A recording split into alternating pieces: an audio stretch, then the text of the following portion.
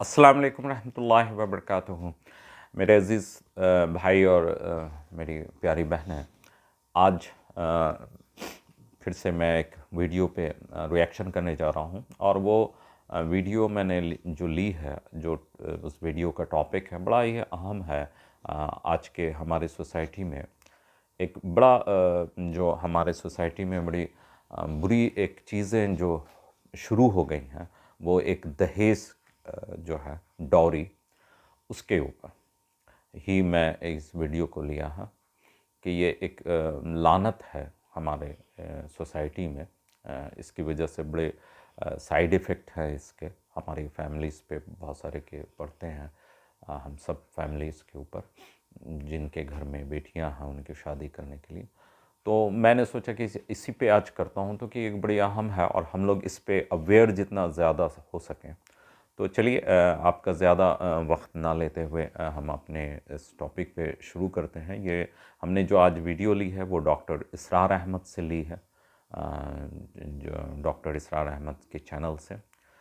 और उनसे जो है उनकी वीडियो का जो टाइटल्स ही है कि दहेज जो है वो एक लानत है। तो हम आपका ज़्यादा वक्त न शुरू करते हुए वीडियो शुरू करते हैं।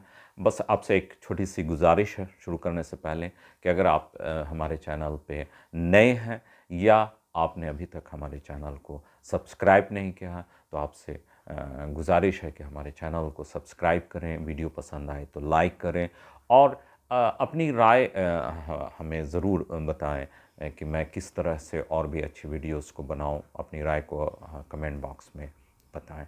तो चलिए शुरू करते हैं डॉक्टर इसरार अहमद की इस वीडियो से, और हम लोग सीखते हैं इंशाअल्लाह।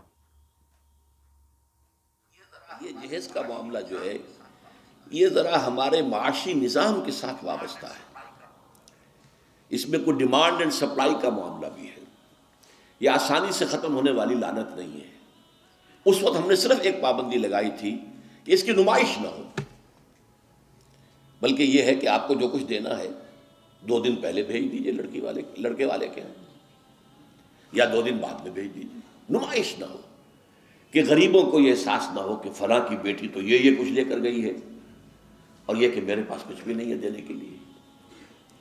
ये जो एहसास महरूमी है, आप नोट कीजिए। मैंने आपको बताया, इसराफ कहते हैं ज़रूरत की जगह पर ज़रूरत से ज़्यादा खर्च करने को, और तबजीर कहते हैं बिला ज़रूरत खर्च करने। बहुत ही बिला ज़रूरत खर्च है, बहुत सिर्फ नमूद और नुमाइश के लिए, अपनी दौलत के मुजाहरे के लिए, अपनी दौलतमंदी की धौंस जमाने के लिए पूरी कोठी जो है कुमकुमा बनी हुई है, हर जगह पर, हर दरख्त के हर पत्ते के साथ बल्ब लगा हुआ है, मालूम हो जगमग जगमग जगमग हो रही है। बड़े उम्दा लिबास, सफ़ेद बुर्राक पहने हुए जो बहरे हैं वो खाने डिशें लिए उधर इधर उधर जा रहे हैं। ये जो कुछ है इसराफ। और उसके बाद तब्जीर के बारे में तो फरमाया, इसराफ के लिए तो सिर्फ ये कहा तुसरिफू ला तुसरिफू, इसराफ ना करो, कुलू वशरबू व ला तुसरिफू, खाओ पियो इसराफ ना करो। लेकिन तब्जीर के बारे में फरमाया, इन्नल मुबज़्ज़िरीन कानू इख्वान शयातीन, ये मुबज़्ज़िर जो है ये तो शैतानों के भाई हैं। अल्लाह हम लोग को इससे क्यों? काफी अरसे तक मेरा ज़हन इस पर अड़ा रहा, क्यों तशबीह दी गई। फिर बात खुली सूरह मायदा में जाकर, शराब की हुर्मत के ज़िमन में अल्फाज आए, इन्नमा युरीदु शैतान अन यूक़िअ बैनकुमुल अदावत वल बग़ज़ा फ़िल ख़म्र वल मैसिर। ये शैतान ये चाहता है मुसलमानों कि तुम्हारे अंदर आपस में बुग़्ज़ और दुश्मनी पैदा कर दे, शराब के ज़रिए और जुए के ज़रिए। शैतान चाहता यही है। उस शैतान का हरबा लोगों के दिलों को फाड़ देना, क्लास कॉन्शियसनेस पैदा कर देना, महरूमीन और मुतरफीन के अलग तबके हो जाए और फिर लड़ेंगे टकराएंगे फिर वो। और यही काम इसमें है। जिस घर में लड़की की शादी पर इस तरीके से पैसा जो है बहाया जा रहा है पानी की तरह, वहां कोई शौफर भी है, उनका ड्राइवर, कोई पहरेदार भी है, कोई खानसामा भी है, उसकी बेटी बैठी हुई है, बूढ़ी हो रही है, वो हाथ पीले नहीं कर सकता। फीलिंग्स को भी बहुत ज़रूरी उसके है। दिल के जज्बात क्या होंगे उस वक्त। کیا یہ اور میں بھائی ہیں آپس میں؟ انما المومنون اخوۃ، یہ واز کہنے کی بات ہے، یہ سب ڈھکوسلے ہیں. انما المومنون اخوۃ، یہ ہم بھائی ہیں. میری بیٹی بوڑھی ہو رہی ہے، ہاتھ بھی لے نہیں کر سکتا، کے ساتھ ایسا ہو. اور ان کے ہاں دولت جو ہے وہ پانی کی طرح بہ رہی ہے. یہ دل پھٹ گئے کہ نہیں؟ یہ طبقاتی شعور ابھرا کہ نہیں؟ ان یوقع بینکم العداوۃ والبغضاء فی الخمر والمیسر، عداوت اور بغض اور دشمنی پیدا کر دی گئی. بہرحال پانچویں چیز میں عرض کر رہا تھا، جہیز. اس زمن میں چونکہ ایک بہت بڑا مغالطہ ہمارے ہاں لوگوں نے پیدا کر دیا ہے. حضرت فاطمہ رضی اللہ تعالی عنہا کے جہیز کا ذکر بہت لوگ اس پہ کنفیوز ہیں. اسلام میں قطعاً کسی جہیز کا کوئی تصور نہیں. جو میں کہہ چکا ہوں فلسفہ یہ ہے، لڑکی والے پر کوئی ایک پیسے کا بوجھ نہیں آنا چاہیے. حضرت فاطمہ کے جہیز کا معاملہ کیا تھا کہ ان کی شادی اس اعتبار سے یونیک تھی کہ لڑکی کے والد حضور اور لڑکے کے ولی حضور. حضرت علی کا اور کون تھا وہاں؟ اب حضور نے پوچھا، علی تمہارے پاس کچھ ہے مہر دینے کو؟ مہر تو دینا ہوگا نا، مہر تو لازم ہے.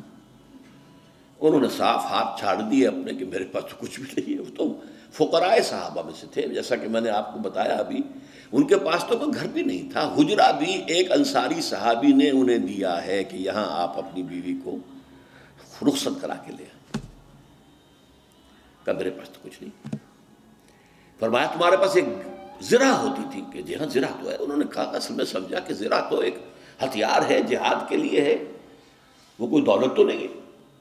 آپ نے فرمایا جاؤ اسے بیچو یا گروی رکھو، قرض لے کے آؤ، لیکن مہر تو دینا. وہ گئے اپنی زرہ لے کر بازار میں آواز لگائی. حضرت عثمان نے خرید لیا 30 دینار یا درہم جو بھی ہے، اس میں رقم کا میں یقین سے نہیں کہہ سکتا، اور بعد میں پھر واپس کر دی. اس وقت اگر ویسے ہی دیتے 30 دینار یا 30 درہم تو حضرت علی کی جو غیرت ہے اور خودی ہے اس پر بوجھ پڑتا کہ اس نے مجھے خیرات دی ہے. اس وقت تو خرید لی تاکہ کوئی بوجھ نہ ہو. میں نے زرہ بیچی ہے، پیسے لیے، بعد میں واپس کر دی ہدیۃً کہ یہ آپ کی زرہ واپس. وہ لا کے حضور کے سامنے پیسے رکھ دیے گئے. حضور نے کچھ تو گھر کے اندر بھجوائے کہ فاطمہ کے لیے کوئی خوشبو، کوئی تیاری، کوئی اچھے کپڑے کو بنائے، اور باقی سے وہ سامان بنا دیا. ایک گدا جس میں کھجور کی چھال بھری ہوئی تھی، 2 تکیے کھجور کی چھال کے، ایک مشکیزہ پانی لانے کے لیے کنویں سے، ایک چکی جو یا گندم جو بھی ہوگی پیسنی ہوگی، 1-2 معمولی سے برتن، بس. یہ ہے جہیز. اور یہ حضرت علی نے جو مہر کی رقم پیش کی تھی اس میں سے حضور نے بنا کر دیا. وہ رقم جو ہے حضرت فاطمہ کا حق تھا نا، مہر تو لڑکی کا حق ہے، اسی کے گھر کا سامان بنا دیا. اپنے پاس سے حضور نے 1 پیسے کی کوئی شے نہیں لی. اس کے لیے یہ بھی دلیل نوٹ کر لیجئے کہ حضور کی اور بھی تو بیٹیوں کی شادی ہوئی کہ نہیں. حضرت عثمان کے گھر میں 2 بیٹیاں گئی ہیں حضور کی. پہلی بیٹی تو خیر مکے میں گئی تھی، ابھی شاید وحی کا آغاز بھی نہ ہوا ہو، میں یقین سے تو نہیں کہہ سکتا. ہو سکتا ہے کہ حضور کی نبوت کے ظہور سے پہلے شادی ہوئی ہو سکتا ہے، ممکن ہے. لیکن ایک شادی تو مدینے میں ہوئی ہے، اور حضرت عثمان کا گھر بھرا ہوا، ہر شے کا سامان موجود ہے، سامان جگہ موجود ہے. کسی جہیز کا کوئی تذکرہ ملتا ہے؟ تو یہ جہیز نہیں تھا، یہ خالص ہندوانہ تصور ہے. اور اس کی وجہ کیا ہے؟ وجہ یہ ہے کہ ہندوؤں میں لڑکی جو ہے، بیٹی جو ہے، وہ وارث نہیں ہے، اسے وراثت میں کوئی حصہ نہیں ملتا. لہذا جب اسے گھر سے رخصت کر رہے تو وہ دان دہیج، یعنی یہ ایک خیرات ہے جو دے رہے ہیں. لڑکی کا حق کوئی نہیں ہے. بلکہ راجپوتوں وغیرہ میں تو ہندوؤں کے اندر آپ کو معلوم ہونا چاہیے، لڑکا بھی صرف بڑا لڑکا وارث ہوتا تھا تاکہ زمین کے ٹکڑے نہ ہوں. 10 مربع ہیں تو 10 مربع ہی جائیں گے. چھوٹے بھائی بھی اس کے کمی کاری ہوتے تھے، بس ان کا کوئی حق نہیں. یہ اس اپنی فیوڈلزم کو برقرار رکھنے کے لیے. ورنہ 10-12 بچے ہو گئے, تقسیم ہو گیا تو فیوڈلزم تو ختم ہوا. پھر ہندوؤں کے ہاں تو یہاں تک کہ لڑکی کا تو اس کو سوال ہی پیدا نہیں ہوتا کہ اس کا کوئی حق ہو. تو اسلام نے حق دیا ہے, لیکن یہ ہے کہ اس کا حق ہے, باپ فوت ہوگا اس کی وراثت میں سے حصہ اسے ملے گا. مما قل منہ او کثر, چاہے زیادہ ہو چاہے کم ہو, فریضۃ من اللہ, اللہ کی طرف سے فرض ہے, یہ لازم ہے. ماں فوت ہوگی, ماں کے اگر کوئی ہے وراثت ہے, اس میں سے بیٹوں کو بھی بیٹی کو بھی حصہ ملے گا.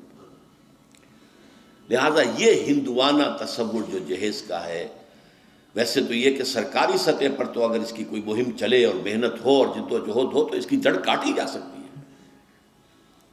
لیکن بہرحال ہم نے جو عہد لیا تھا اور جس پر کہ ہم نے پابندی کرائی ہے وہ یہ ہے کہ کم سے کم اس کی نمائش نہ ہو, دکھایا نہ جائے, تاکہ یہ کہ وہ کچھ محرومی کا تصور جو ہے لوگوں کے اندر پیدا نہ ہونے پائے.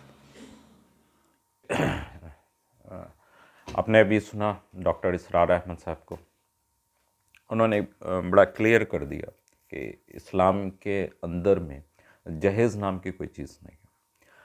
ہاں مہر دینا ہے, وہ بھی چونکہ لڑکی کا حق ہے, تو یہ چیز جو ہم لوگوں کے اندر میں ایک نئی چیز آ گئی ہے کہ جہیز کا, اور یہ کسی بھی کمیونٹیز کے لیے یہ بیٹر چیز نہیں ہے. اگر کسی اور بھی کمیونٹیز میں ہے یا ہم نے کسی کمیونٹیز کی لے لی ہے, تو یہ اسلام میں تو یہ کلیئر کٹ ہے کہ یہ چیزیں ہے ہی نہیں ہے. اس بات کو تو ہم لوگوں کو سمجھ لینی چاہیے, اور ہم لوگ جانتے بھی ہیں, لیکن پھر بھی ہم لوگ لیتے ہیں.